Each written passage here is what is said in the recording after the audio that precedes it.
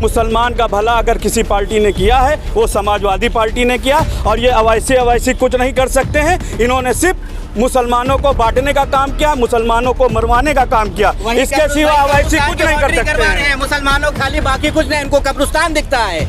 अरे मुर्दों की फिक्र है, जिंदा की क्यों नहीं फिक्र है? उनको खाली कब्रिस्तान की बाउंड्री दिखती है। अवैसी ने भाई भाई को बांटने काम किया। हम लोगों की जो लड़ाई है वो हिस्सेदारी की है। 7% यादव, 22% मुसलमान के ऊपर राज कर रहा है। हम लोगों ने कहा कि हमको एक डिप्टी सीएम दे दिया जाए, तो एक उनके वो है प्रवक्ता कहते हैं सपने मत देखा जाए। तो बताइए, अब उनको सपने हम लोग देख रहे हैं, अब अपना अधिकार भी नहीं मान सकते कि बी पार्टी। तो हमको बी पार्टी लोग कह रहे हैं, उनको हम बताना चाहते हैं कि जहां हमारा संगठन मजबूत होगा हम वहीं पे काम करेंगे और वहीं पे चुनाव लड़ेंगे। सबसे पहले आप इसे जान लेते हैं, सपा की टोपी लगा रखी है आपने। अखिलेश यादव कह रहे हैं आपकी बार 400 पार। बिल्कुल, गली कूचे गांव महल्लों से आवाज़ आ रही है, अखिलेश आ रहे हैं, अखिलेश आ रहे हैं। जन जन की आवाज़ है। भ्रष्ट गवर्नमेंट जो उत्तर प्रदेश के अंदर योगी जी की है, आपने देखा कि पूरी तरीके से फ्लॉप है। ऑक्सीजन कहाँ फ्लॉप है? वो तो होर्डिंग लगवा रहे हैं, प्रचार कर रहे हैं। होल्डिंग अपने मियाँ मिट्ठू बनने से कोई मतलब नहीं। चुनाव आएगा और पता चल जाएगा। चुनाव आने के बाद ही पता चलेगा क्या है क्या नहीं है। हम लोग काम करने वाले धरातल पे काम कर रहे हैं। जहाँ जहाँ जा रहे हैं, माननीय राष्ट्रीय अध्यक्ष अखिलेश यादव, आप देख रहे हैं जन सैलाब उमड़ रहा है और लोग हमारे साथ छोटे छोटे दल आ रहे हैं, लोग आ रहे हैं, बड़ी संख्याओं में लोग आ रहे हैं। और जिसको समाजवादी पार्टी में आस्था है, ज़्यादा से ज़्यादा लोग आ रहे हैं। इसी में हमारे नेता कह रहे हैं कि इस बार 400 पार।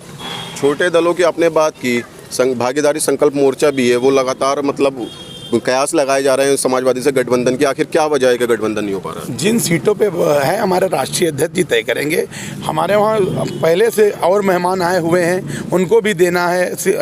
दूसरे दलों से आए हैं, उनको भी लड़ाना है। हमारे राष्ट्रीय अध्यक्ष और जो हमारा पूरा प्रदेश का कार्यकारिणी है, वो सूझबूझ के जो फैसला लेगी, वो उत्तर प्रदेश के और नौजवानों, किसानों, मुसलमानों सबके हक में लेगी। क्या वजह रही कि आम आदमी पार्टी से बात बन नहीं पाई कि वो संजय सिंह राज्यसभा सांसद जो है मुलाकात करने गए थे अखिलेश के पास, मुलाकात भी फोटो भी सामने आई थी, लेकिन बाद में ये हुआ कि आम आदमी पार्टी ने ये ऐलान किया कि आम आदमी पार्टी उत्तर प्रदेश में अकेले 403 सीटों पर चुनाव लड़ेगी। देखिए, आम आदमी पार्टी दिल्ली के अंदर वो लोग लड़ रहे हैं। यहाँ पे सीट की संख्या ज़्यादा मांगी होगी।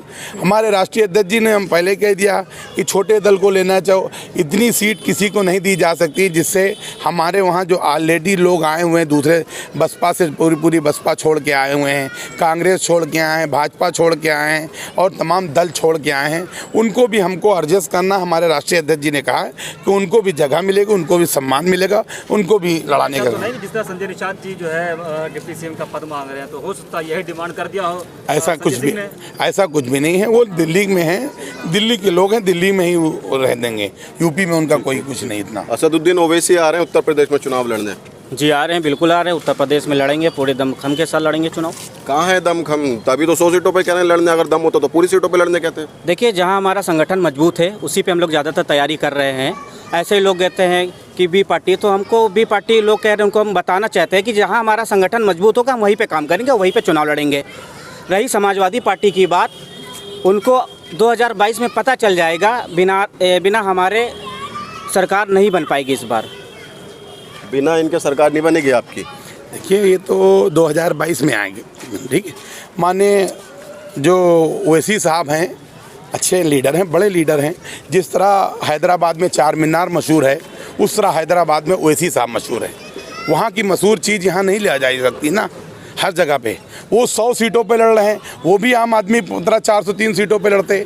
100 सीटों पे जहाँ मुसलमानों का है कब्जा, जहाँ पे मुस्लिम समाज 80-90% है, वहाँ पे ओवैसी साहब लड़ने का वो अपना मंसूबा बनाए हुए हैं। सीधा आप किसको फ़ायदा पहुँचाएं? सीधा ये बीजेपी को। जो अगर ऐसा होगा तो मुसलमान डायरेक्ट बीजेपी को देगा, ओवैसी साहब को क्यों वोट देगा? लेकिन अखिलेश, समाजवादी की तरफ से भी कहाँ मुस्लिमों के लिए आवाज़ उठाई जाती है? सबसे बड़ी मिसाल लोग कहते हैं आजम खां को ले लो। भाई, आजम खां के लिए बराबर प्रयास है और जल्द से जल्द वही तो सवाल है, कहाँ है प्रयास? लोग कहते हैं कि धरातल पे का मामला है, कोर्ट का मामला है। आप जर्नलिस्ट हैं, आप लोग कोर्ट का मामला है। एक जमानत अगर हो जाती है तो जमानत कोर्ट देगी। अखिलेश यादव या कोई राष्ट्रपति नहीं दे सकता है। कोर्ट का मामला कह रहे हैं आप। एक तरफ बड़े नेता ये कहते हैं कि ये भावना बदले की भावना के साथ। आजम खान हमारे नेता हैं और रहेंगे।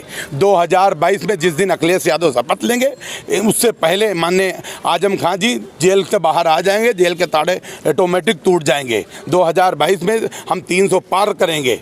300 पार जब होंगे हमारी सीटें, ऑटोमेटिक जो चोरी मुकदमे, ये बकरी चोर, बुगदगी चोर, ये भारतीय जनता पार्टी ने मुसलमानों को त्राही, मैं यही कह रहा हूँ, एक हमारे लीडर माननीय आजम खां को त्राही छोटे छोटे मुकदमों के अंदर उन्होंने पकड़ के जेल में डाल दिया। एक इतना बड़ा सम्मानित आदमी क्या कोई मुर्गी चोरी, बकरी, पतंग या ज़मीन चोरी करेगा, जिसने बच्चों के लिए यूनिवर्सिटी बना के दी? आप ही सोच लीजिए, ये सिर्फ छलावा है। भारतीय जनता पार्टी अपने बदले की भावना से काम कर रही है। अभी तो राष्ट्रीय अध्यक्ष जी ने कह दिया, जैसे को तैसा, जितना मिला है उतना वापसी करेंगे।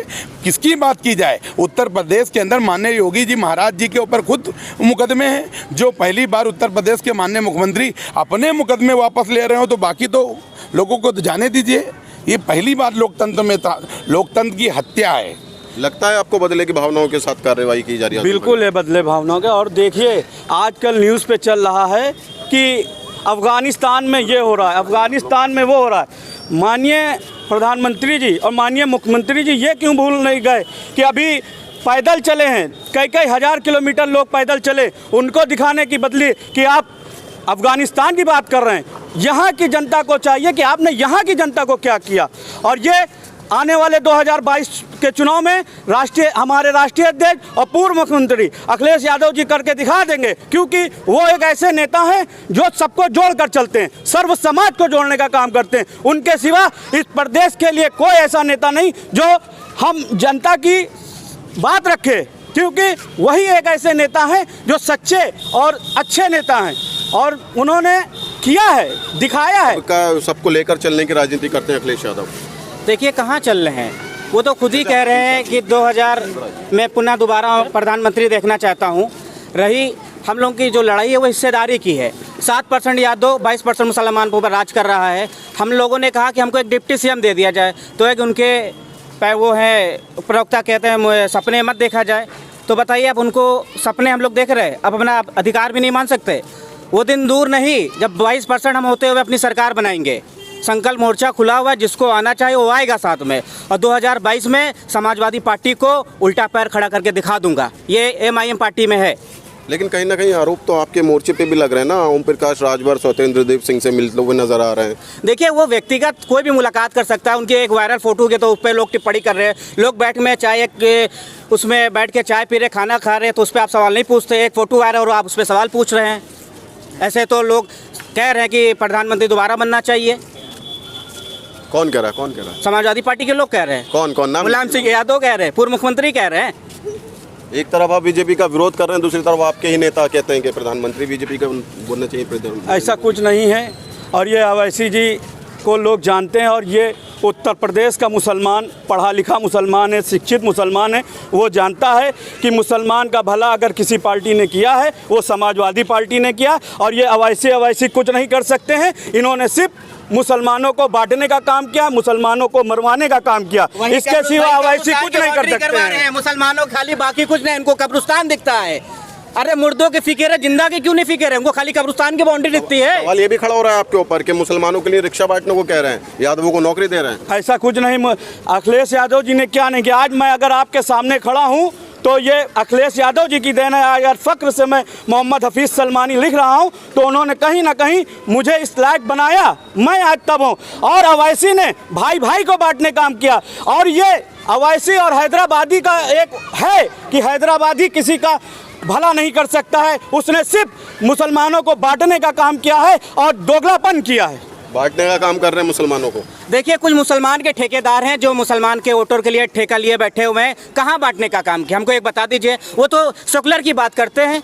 ये आप देख लीजिए कि समाजवादी पार्टी के सिवा, ठीक है, आप अभी बाराबंकी में राम सनई घाट में मस्जिद शहीद कर दी गई, कहाँ थे ओवैसी साहब?